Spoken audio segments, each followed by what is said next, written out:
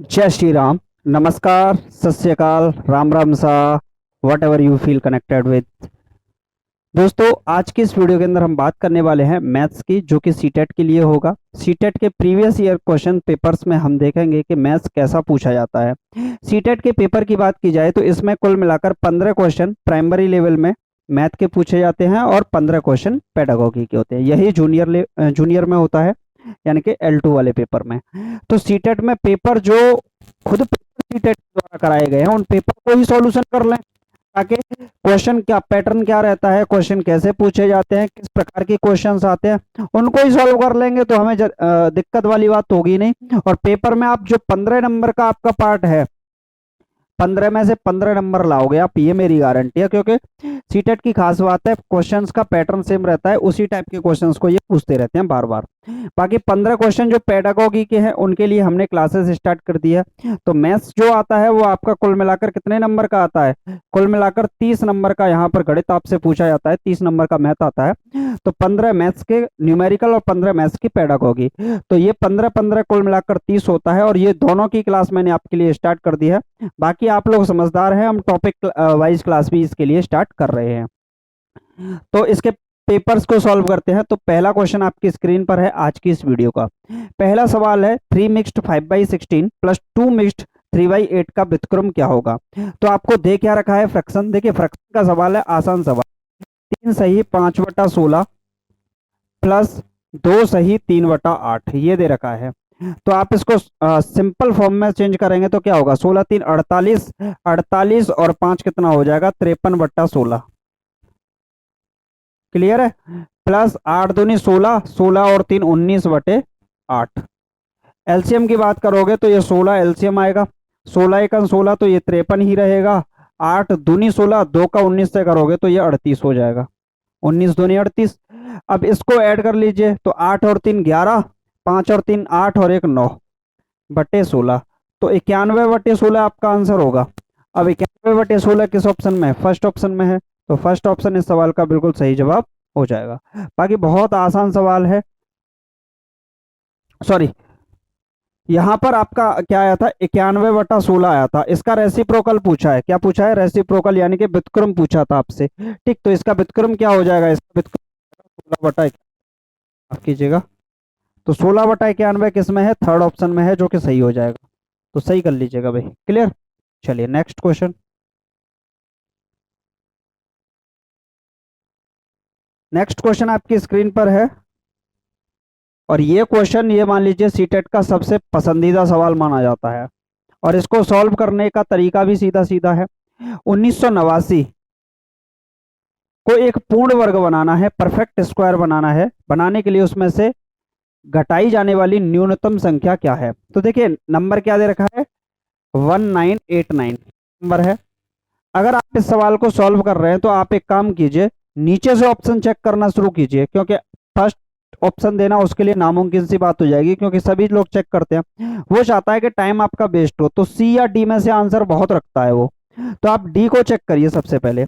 1989 को पूर्ण वर्ग बनाना है, तो उसमें से कौन सी संख्या घटाई जाए? तो हम पहले 53 को घटा के देखते हैं, 53 वाले नंबर को। तो 53 को घटाएंगे तो कितना बचेगा? ये 6, और ये बचेगा आपका 3, और ये 1936। 1936 किसका स्क्वायर होता है? तो आप यहाँ चेक कर सकते हो। अगर आपको याद नहीं है तो चल जाएगा, आप यहाँ से ऐसे याद कर सकते हो। तो 2 से देखोगे, 2 9 18, बचेगा कितना? 1, 2 छिक्के 12 और 2 अट्ठा 16। यहाँ फिर 2 से लगाएंगे, 2 चौके 8, 2 अट्ठे 16 और 2 चौके 8। 484 तो आपको याद होगा, नहीं है तो चलिए कोई बात नहीं। 2 4 2, 2 का फिर से 1 2 1, अब तो 11 हो गया ना, और 11 और ये 11। यहाँ अगर बात करें, 11 का एक पेयर बन गया, 2 का एक पेयर बन गया, 2 का एक पेयर बन गया, यानी कि पूर्ण वर्ग तो बन गया। किसका बनेगा वो भी चेक कर लेते हैं। तो 11 गुणे 2 गुणे 2, 11 दूनी 22, 22 दूनी 44। तो 44 का स्क्वायर होता है क्या? 1936। क्या होगा? 1936। तो यही पूछा था, क्या घटाया जाए कि पूर्ण वर्ग बन जाए। तो डी ऑप्शन ही आपका मैच करेगा। तो फोर्थ ऑप्शन ही इस सवाल का क्या हो जाएगा? सही। चाहे तो फोर्थ होगा या सी या डी में से आपको मिलने के चांसेस बहुत रहते हैं, तो ऐसे आप चेक कर सकते हैं। क्लियर है? बाकी नेक्स्ट क्वेश्चन आपकी स्क्रीन पर है एलसीएम एचसीएफ का, बताइए इसका आंसर क्या होगा। आपसे पूछा है x इक्वल टू ये वाला नंबर दे रखा है पूरा, y इक्वल टू ये पूरा नंबर है, और z इक्वल टू ये है। एक्स वाई और जेड का एलसीएम क्या होगा, आपसे क्या पूछा है, एलसीएम पूछा है। क्लियर है, तो एलसीएम निकालना है हमें, एलसीएम क्या होगा। भाई यहां पर अगर हम बात करते हैं तो एक्स वाई जेड, देखिए जो भी पावर है पावर के हिसाब से देखेंगे, तो एक्स वाई जेड का मैं लिख देता हूं एक्स वाई और जेड का एलसीएम। तो एक्स वाई और जेड का एलसीएम क्या होगा, 3 की पावर 91 है, 3 की पावर 85 है, 3 की पावर 87 है। एलसीएम निकालना है तो सबसे बड़ी पावर को लेते हैं, तो 3 की पावर 91 को ले लेंगे। क्लियर है। अब दूसरे में 5 पे आते हैं, तो 73, 75 और 76, तो सबसे ज्यादा किसमें है, 76 पर, तो 5 की घात 76। और तीसरा है 7 है और 11 है, तो देखिए 7 और ये 7 की पावर 12, 7 की पावर 9, इसमें है ही नहीं, तो 7 की पावर 12 आ जाएगा, 7 की पावर 12। और ये आएगा आपका 11 इसमें है और 11 इसमें है, इसमें है ही नहीं, तो 11 की पावर 3 यहाँ से आ जाएगा। तो कितना आ जाएगा, 11 की पावर 3। तो 3 भी आएगा, 5 भी आएगा, 7 भी आएगा, 11 भी आएगा। तो 3 5 7 11, 3 5 7 11 सब में है। अब ऊपर वाले नंबर चेक कर लीजिए, 91, 76, 12 और 3। तो 91 से स्टार्ट होना चाहिए, 85 से गलत। 91, 76, 12, यहाँ तो मिला ही नहीं भाई, 7 के ऊपर होना चाहिए, ये गलत है। 91, 73 नहीं होगा, ये गलत है। 91, 76, 12, 3, ये बिल्कुल सही होगा। फोर्थ ऑप्शन इस सवाल का राइट आंसर हो जाएगा। तो एक लाइन का सवाल था, बाकी इसमें आपको टाइम वेस्ट करने की जरूरत थी ही नहीं। चलिए नेक्स्ट क्वेश्चन आपकी स्क्रीन पर है, लगाइए क्या होगा। बताइए भाई, 5/3 की घात -5 मल्टीप्लाई 5/3 की होल पावर -11 इक्वल टू 25/3 की होल पावर 4x। तो 5x³ + 3 का मान क्या होगा। देखिए यहां पर अगर आपका लिखा हुआ है कहीं पर a/b और इसकी होल पावर है -n, तो आप इसे ऐसे लिख सकते हैं b/a, पावर आपकी प्लस की हो जाएगी। किसकी हो जाएगी, पावर प्लस की हो जाएगी। a/b की होल पावर -n है, तो b/a की होल पावर क्या हो जाएगी, प्लस की n हो जाएगी। ये बात समझ में आई कि नहीं। तो यहां से आप इस वाले को क्या लिख सकते हो, इसको लिख सकते हो 3/5 की घात प्लस का 5 घोड़े, इसको लिख सकते हो 3/5 की घात प्लस का 11, और ये क्या है आपका 25/9। तो आप इसको लिख सकते हो ना 5 का स्क्वायर बटे 3 का स्क्वायर और होल पावर में 4x, ऐसे लिख सकते हो कि नहीं। तो ये तो बहुत आसान है। अब देखिए 3/5, 3/5 और बीच में है मल्टीपल, अगर बेस पे हो तो पावर ऐड हो जाती है, तो 3/5 की पावर कितना हो जाएगा, ये 5 और 11 हो जाएगा 16। और इस पे भी स्क्वायर लगाए, इस पे भी स्क्वायर लगाए, तो होल स्क्वायर बन जाएगा और ये 4x से मल्टीपल हो जाएगा, तो 5/3 की होल पावर क्या हो जाएगा, 4x से मल्टीपल करने पर 8x हो जाएगा। तो ये 8x बराबर क्या होगा, 16। 8x बराबर क्या होगा, 16। तो x की वैल्यू क्या हो जाएगी, 2 हो जाएगी, और x की वैल्यू यहाँ, तो 5x की कितनी होगी, 2 की घात 3 प्लस का 3, और ये कितना हो जाएगा 5, 2 की घात 3 का मतलब 8 प्लस 3, तो 8 पंजे 40, 40 और 3 43, तो 43 आंसर इस सवाल का हो जाएगा। बहुत आसान सवाल है।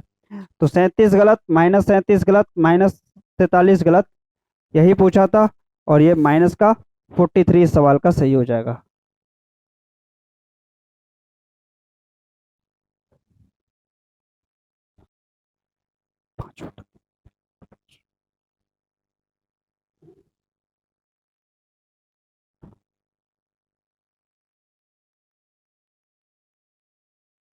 लेकिन यहाँ पर अगर देखा जाए तो ये सेम पावर नहीं बेस बन रहा है, यहाँ गड़बड़ हो जाएगी ना। ये सेम बेस नहीं बन पा रहा है, क्या नहीं बन रहा है, सेम बेस नहीं बन रहा है, बेस को भी तो चेक करना है।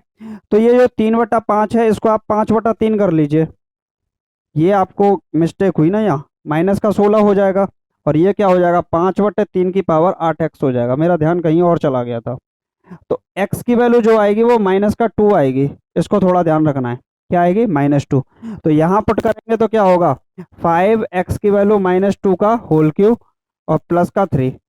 तो ये हो जाएगा 5 गुणे माइनस का 8 प्लस का 3, तो माइनस का 40 प्लस 3, यानी कि ये जो आंसर आएगा माइनस का 37 आएगा।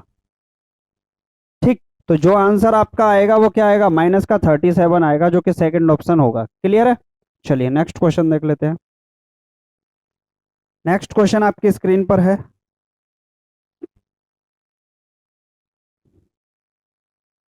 क्या होगा, ये बोला है -8 और -5 के पूर्णांकों बीच के पूर्णांकों का गुणनफल यदि x है तथा -19 और -12 के बीच के पूर्णांकों का योग यदि y है तो x प्लस वाई का मान बताइए।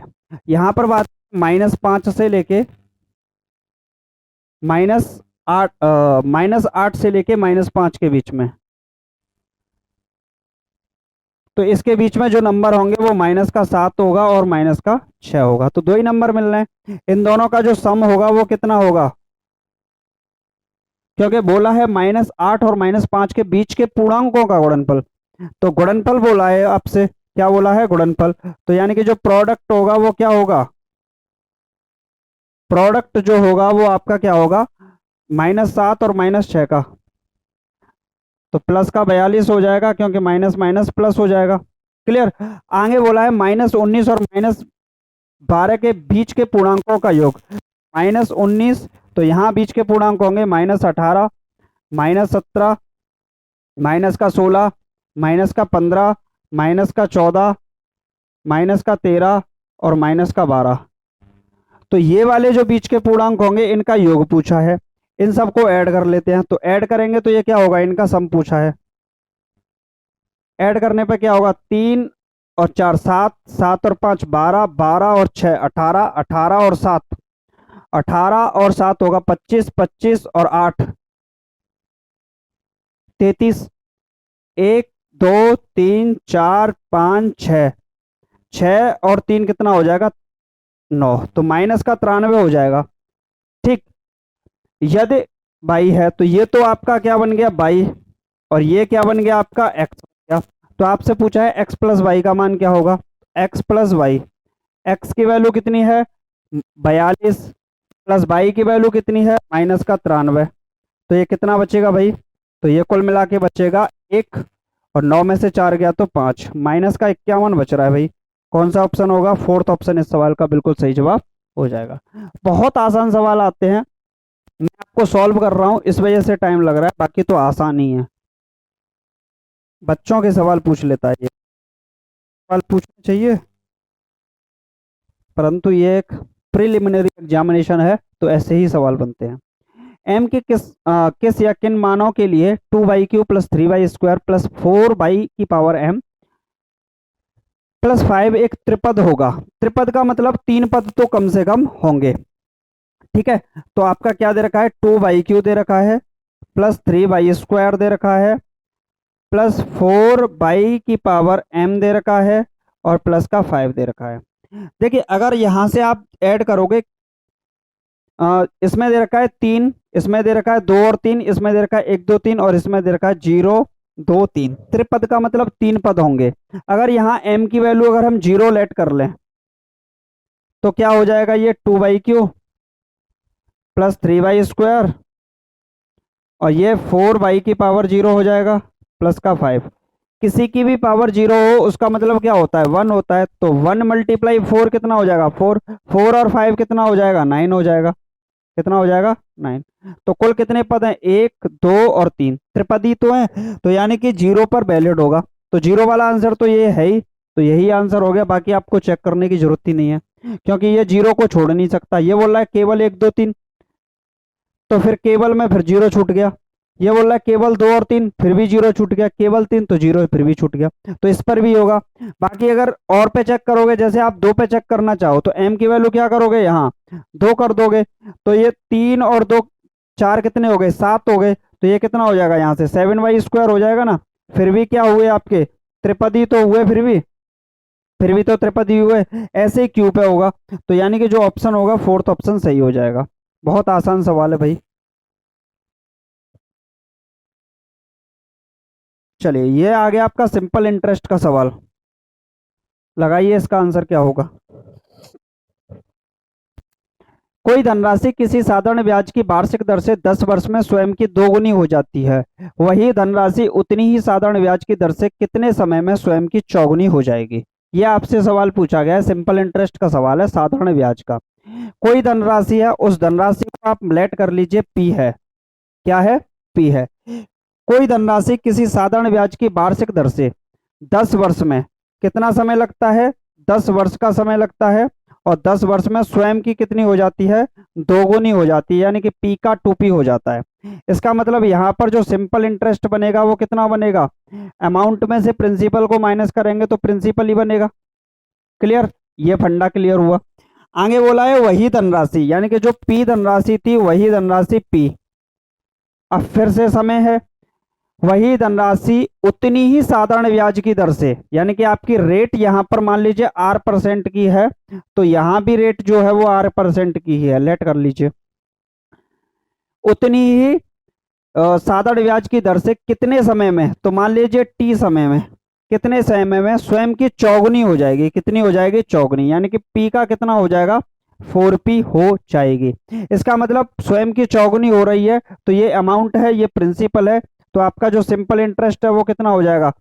अमाउंट में से प्रिंसिपल घटाओ तो 3p बन जाएगा, साधारण ब्याज। बात समझ में आ रही है कि नहीं? क्लियर? अब यहां से अगर आप देखोगे तो आपको सिंपल इंटरेस्ट है, प्रिंसिपल तो दोनों बार का सेम ही है, तो आपका फॉर्मूला जो होता है सिंपल इंटरेस्ट का वो होता है principal into rate into time upon 100। यही तो होता है पप्पू गुणा राधा गुणा टम्पू बटे 100। क्या होता है? पप्पू गुणा राधा गुणा टम्पू बटे 100, सिंपल इंटरेस्ट। पीआरटी बटे पीआरटी। आप तैयारी कर रहे हो प्राइमरी की, ठीक? तो यहां से अगर हम देखें तो यहां से हमारी जो रेट है वो भी सेम है, प्रिंसिपल है वो भी सेम है। हम यहां से अगर यूज करें तो टाइम का यूज कर सकते हैं, तो टाइम के लिए जो फॉर्मूला निकल के आएगा वो क्या आएगा? टाइम के लिए अगर आप यहां पर लगाते हो तो कोई मतलब निकलेगा? टाइम को तो आपको रखना ही पड़ेगा। चलिए तो टाइम को रखने की कोशिश करते हैं। तो यहां से अगर आप फॉर्मूला निकाल सकते हो तो दोनों बार का सिंपल इंटरेस्ट कितना है? ये पी है और ये 3p है। क्लियर? तो आप प्रिंसिपल निकालिए ना, तो प्रिंसिपल कितना होगा? सिंपल इंटरेस्ट इंटू 100 बटे रेट इंटू टाइम, यही तो होगा। अब पहली साल के लिए, क्योंकि प्रिंसिपल तो दोनों साल के लिए सेम ही है, तो आपका पहली साल का सिंपल इंटरेस्ट कितना है? p है, इंटू 100 बटे रेट कितनी है पहली साल में? रेट तो R% की है ये वाली, और टाइम कितना है? 10 साल लगते हैं। क्लियर? क्योंकि यो प्रिंसिपल पहले था वही प्रिंसिपल बाद में है, तो फॉर्मूला भी सेम है, तो ये बराबर ही होगा इसके भी। तो सिंपल इंटरेस्ट इस बार कितना है? 3p into 100 upon R into T. तो R रेट कितनी है? R ही है, इंटू टी। टी का मतलब टाइम आपसे इस बार पूछा है, तो यहाँ R से R कैंसिल आउट हो जाएगा, P से P कैंसिल आउट हो जाएगा, तो जो बचा 100 से 100 कैंसिल हो जाएगा। तो क्रॉस मल्टीप्लिकेशन करोगे तो T का यहाँ 1 से होगा और 10 का 3 से होगा, तो T बराबर आ जाएगा 10 गुणा 3, यानी कि 30 वर्ष। कितना हो जाएगा? 30 वर्ष हो जाएगा, जो कि बिल्कुल सही होगा। तो थर्ड ऑप्शन आपका बिल्कुल सही जवाब हो जाएगा इस सवाल का। बात समझ में आ गई कि नहीं? बहुत किया ना, दिक्कत वाली बात हो गई आप लोगों के लिए, हुआ कि नहीं ये बताइए? क्लियर? समझ में आया कि नहीं आपको, ये बताइए। चलिए अब आपका होगा कि इस सवाल को इतना लंबा करेंगे तो फिर तो हमारा बेड़ा पार हो गया। जब भी आपको ऐसी कंडीशन दिखे तो आप SI1 अपॉन SI2 बराबर T1 अपॉन T2 यूज करके देखिए। तो सिंपल इंटरेस्ट पहली साल में P, दूसरी साल में 3p। पहली साल में 10 साल लगते हैं, दूसरी साल निकालनी है, तो P से P कैंसिल, क्रॉस मल्टीप्लिकेशन, तो टाइम आ गया आपका 30 वर्ष। कितना आ गया? 30 वर्ष। तो आप ऐसा कर सकते हो यूज, I1 अपॉन I2 बराबर T1 अपॉन T2 का भी यूज यहां पर कर सकते हो, तो बहुत आसान हो जाएगा। क्लियर है? चलिए नेक्स्ट क्वेश्चन। अब ये सवाल पूछता है भाई, चलिए ये सवाल आपका एज से रिलेटेड पूछ लिया आपसे, बताइए क्या होगा। यहाँ बोला है दो व्यक्तियों ए और बी की आयु वर्षों में का अनुपात 5:7 है। 4 वर्ष बाद उनकी आयु का अनुपात 3:4 हो जाएगा। उनकी वर्तमान आयु का योग क्या है? देखिए ए और बी का जो रेशियो दे रखा है उम्र का, ए और बी, इनकी जो उम्र दे रखी है वो क्या दे रखी है वर्तमान में? वर्तमान में जो उम्र दे रखी है वो दे रखी है 5:7। कितनी दे रखी है? 5:7। आप इसको लिख सकते हो 5x/7x, नहीं लिख सकते? 5x/7x। क्लियर है भाई? 4 वर्ष बाद, तो 4 वर्ष बाद क्या होगा? 4 साल इसमें भी ऐड होंगे और 4 साल इसमें भी ऐड होंगे। अनुपात क्या हो जाता है? 3:4 बन जाता है भाई। तो यानी कि 3/4 हो जाता है। क्रॉस मल्टीप्लिकेशन, 4×5 20x और 4×4 16, 7×3 21x और 4×3 12। तो यहाँ से ट्रांसफर करेंगे तो x बराबर कितना आ जाएगा? 16 में से 12 गया तो 4 आ जाएगा भाई। तो x की वैल्यू कितनी निकल आई? 4। आपसे पूछा है उनकी वर्तमान आयु का योग। वर्तमान आयु हमने मानी क्या है? 5x और ये 7x, दोनों का योग पूछा है तो प्लस कर देंगे, यानी कि 12x। 12x की वैल्यू कितनी है? 4। 12×3 36, 12×4 48। तो कुल मिलाकर जो समय लगेगा वो कितना लगेगा? 12 वर्ष का लगेगा, हाँ 48 वर्ष का लगेगा। तो 48 वर्ष में ऐसा हो जाएगा, उनकी वर्तमान आयु का योग होगा 48 वर्ष होगा। देख लो भाई कितने आसान सवाल पूछता है। बाकी मेरे को तो भूख लगने लगी भाई, ऐसा क्यों हो रहा है मेरे साथ? फोर्थ क्वेश्चन, बताइए इसका आंसर क्या होगा?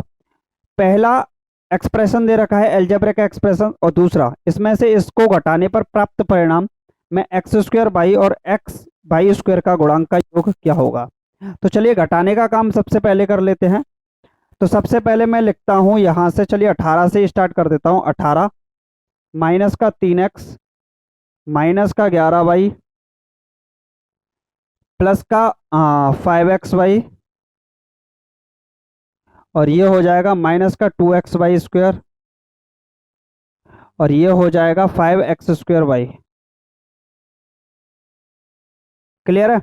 अब इसमें से घटाना है इसको, तो क्या करेंगे? 4x²y, तो यहाँ आ जाएगा ये 4x²y, इसके नीचे प्लस का है तो प्लस का साइन लगा दीजिए। माइनस का 10 ये रहा तो माइनस का 10 ये रहा। 3xy माइनस का है तो ये माइनस का 3xy आ गया। 7y, तो ये प्लस का 7y इसके नीचे आ जाएगा। 5x²y, तो प्लस का 5x² आ जाएगा। और 3xy हो गया। बाकी कौन सा बचा है भाई? 1 2 3 8x बचा है, तो माइनस का 8x। अब आपसे बोला है घटाने के लिए, यानी कि सब्ट्रैक्शन करना है, तो साइन चेंज हो जाएंगे। क्लियर? चलिए साइन चेंज होंगे कि नहीं? अगर घटाने के लिए बोला है तो आप क्या करोगे? साइन चेंज कर दोगे। क्लियर है भाई? तो मैं कलर चेंज कर लेता हूँ। तो ये प्लस का हो जाएगा, ये प्लस का, ये माइनस का, ये प्लस का, ये माइनस का, ये माइनस का। अब घटाओगे तो क्या करोगे? 18 और 10, ये तो प्लस हो गया, 28 हो गया। तो आंसर में 28 चेक करो। चलिए 28 का तो कोई मतलब ही नहीं है। ये होगा आपका प्लस का 5x बचेगा, ये आपका माइनस का 18y बचेगा, ये आपका 8xy बचेगा, और ये आपका माइनस का 7xy² बचेगा, और ये आपका माइनस प्लस का x² बचेगा। क्लियर है कि नहीं? अब आपसे पूछा है x²y, x²y कौन सा है? x²y, इसका कोफिशिएंट क्या है? प्लस का 1। दूसरा है xy², तो xy² कहाँ है? ये रहा, इसका कोफिशिएंट क्या है? माइनस का 7। के गुणांकों का योग, तो गुणांकों का योग कितना बचेगा? माइनस का 6। तो माइनस का 6 इस सवाल का सही हो जाएगा, जो कि फोर्थ ऑप्शन में आपको दे रखा है। आ गया कि नहीं समझ में? बहुत आसान सवाल है, अलजेब्रिक एक्सप्रेशन से ये क्वेश्चन डाल दिया। चलिए इस सवाल का आंसर जो भी बताएगा ये समझ लिए उसका बेड़ा पार हो जाएगा भाई। अच्छा सवाल है, तगड़ा सवाल है, बेहतर सवाल है। बताइए, पहला एक्सप्रेशन, दूसरा एक्सप्रेशन, तीसरा एक्सप्रेशन, चौथा एक्सप्रेशन। देखिए पहले एक्सप्रेशन को करने से पहले हमें एक फॉर्मूला पता होना चाहिए, a² माइनस का b²। स्क्वायर डिफरेंस फॉर्मूला, वर्गांतर फॉर्मूला भी बोलते हैं। ये होता है एक बार जोड़ो और एक बार घटाओ, a plus b a minus. Clear है? तो ये होता है आपका। अब यहाँ यूज करेंगे जरूरत पड़ने पर। चलिए, बाकी आप लोग समझदार हो। ये दे रखा है 4x³ माइनस 12x²। तो आप इसमें से अगर 4x² कॉमन लेते हैं तो आपका बचेगा क्या? ये बचेगा 2x। 4 ही आ गया तो क्या बचेगा यहाँ पर? ये बचेगा आपका x, और ये बचेगा 4 3 12। क्लियर? और माइनस का 1 कॉमन यहाँ लेंगे तो x माइनस का 3 यहाँ बचेगा। क्लियर है? a² माइनस b², आप इसको ऐसे लिख सकते हो x² माइनस का 3 का स्क्वायर, 9 को 3 का स्क्वायर। तो एक बार इसको जोड़ दो और एक बार घटा दो। चलिए एक लाइन बात करेंगे इसको, x² माइनस 3 का स्क्वायर रहने दो अभी इसको। क्या है? ये आपके फैक्टर आ गए। फैक्टर आ गए तो फैक्टर तो अलग से सॉल्व करने पड़ेंगे, मैं यहाँ कर देता हूँ।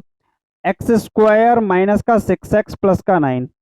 अगर आप इसे देखोगे तो x² माइनस का, इसको लिख सकते हो 2 इंटू एक्स इंटू 3, और ये से 3 का स्क्वायर। तो ये देखोगे a² plus b² minus 2ab, तो a माइनस बी का होल स्क्वायर। पहला पार्ट तो ये बन गया, जिसे हम क्या लिखेंगे यहाँ, x माइनस 3 का। क्लियर है? दूसरा वाला पार्ट ये फ्रैक्शन बनेगा, तो इसके फ्रैक्शन 3 दूनी 6, 6 के गुणनखंड ऐसे करो घटा के 5 आ जाए। तो यहाँ पर अगर आप देखोगे 2x² माइनस 6 एकन 6, यानी कि 6 माइनस 1, x माइनस का 3। तो 2x² माइनस का 6x प्लस का x माइनस 3, ये हो जाएगा 2x कॉमन आ जाएगा तो x माइनस 3 यहाँ बचेगा, और प्लस का 1 कॉमन यहाँ आएगा तो x माइनस 3 यहाँ बचेगा।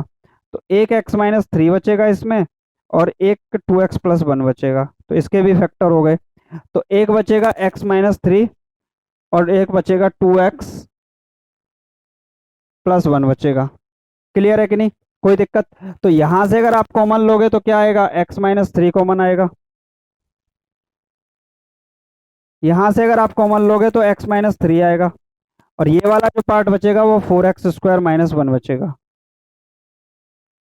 यहाँ a² माइनस b² लगा दो तो x प्लस 3 बनेगा और x माइनस 3 बनेगा।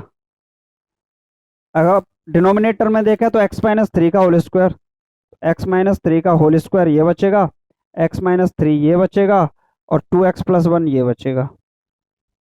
x माइनस 3 से x माइनस 3 निपट गया। क्लियर? अब यहाँ देखो 4x² माइनस 1, 4x² माइनस 1, इसको आप लिख सकते हो 2x का होल स्क्वायर माइनस 1 का स्क्वायर। तो a² माइनस b² एक बार जोड़ दो और एक बार घटा दो, तो 2x माइनस 1 और 2x प्लस 1 ये तो बन के आएगा। तो इस वाले पार्ट को अगर आप चाहो तो मैं यहाँ से हटा देता हूँ, ये हट गया आपका। इसको मैं छोटा लिख देता हूँ, 2x प्लस 1 और 2x माइनस 1। क्लियर है? तो 2x प्लस 1 से 2x प्लस 1 कट गया, x माइनस 3 से एक x माइनस 3 निपट गया। तो यहाँ जो बचेगा वो x प्लस 3 बचेगा ऊपर न्यूमरेटर में, और एक 2x माइनस 1 बचेगा, 2x माइनस 1 बचेगा। अपॉन में क्या बचेगा, तो ये x माइनस 3 बचेगा सिर्फ। तो x माइनस 3 अपॉन में किस में है, इसके अंदर है, तो ये हो सकता है। इसके अंदर x प्लस 3 है, ये गलत। इसके x प्लस 3 ये गलत, तो निपट गए। अब 2x माइनस 1 और 2x प्लस 1 में चेक कर लो, तो 2x माइनस 1 है तो इसके अंदर 2x माइनस 1 है, और इसके अंदर 2x प्लस 1 है, तो ये भी गया। तो एक सेकंड ऑप्शन ही बचता है 2x माइनस 1। क्या आपका क्या हो जाएगा, बिल्कुल सही जवाब हो जाएगा। आप बोलोगे इतना लंबा करना पड़ेगा, भाई मैं आपको सिखा रहा हूँ तब लग रहा है आपको लंबा, है नहीं, ये है तो उतना ही सवाल। चलिए आज 10 सवाल मैंने आपको करा दिए, बाकी के 10 सवाल हम कल करेंगे। क्लियर है? आज के लिए तो इतना ही, बहुत करा दिया। आप लोग पढ़ते रहिए, क्लास को लेते रहिए। आज ही करा देंगे तो फिर कल क्लास कौन लेगा? तो क्लास कल भी आपको लेनी है। तो मैथ्स के लिए तो आप बेझिझक हो जाइए, चाहे आपका पेडागोगी हो या मैथ्स का न्यूमेरिकल वाला पार्ट हो। सीडीपी की क्लास चल रही है, सीडीपी मैराथन की क्लास चल रही है, हिंदी पेडागोगी की क्लास चल रही है, हिंदी की क्लास चल रही है, सब कुछ चैनल पे कराया जा रहा है, वो भी पेपर्स से। इसका मतलब ये है कि हम आपके एग्जाम को हिट करने का प्रयास कर रहे हैं। बाकी आप लोग समझदार हैं, होशियार हैं, सब कुछ जानते हैं। उम्मीद है आज का वीडियो आपको अच्छा लगा होगा, नहीं लगा तो भी कोई बात नहीं, लगा है तो कमेंट करके बता दीजिएगा कैसा लगा है, नहीं लगा तो भी बता दीजिएगा कमेंट करके। बाकी मैं बोलता नहीं आप लोगों से सब्सक्राइब करने के लिए, लेकिन फिर भी यार कर दिया करो, क्योंकि ठीक रहता है। बाकी आपकी इच्छा है, करें करें ना करें, लेकिन हाँ क्लासेस को लेते रहिए, ये सबसे बड़ी बात है। क्लियर है? तो चलते हैं, मिलते हैं नेक्स्ट वीडियो में। और हमारा तो हर रोज का मिलना ही है अब, क्योंकि दिल का दिल से मिलना है। चलिए, बाय।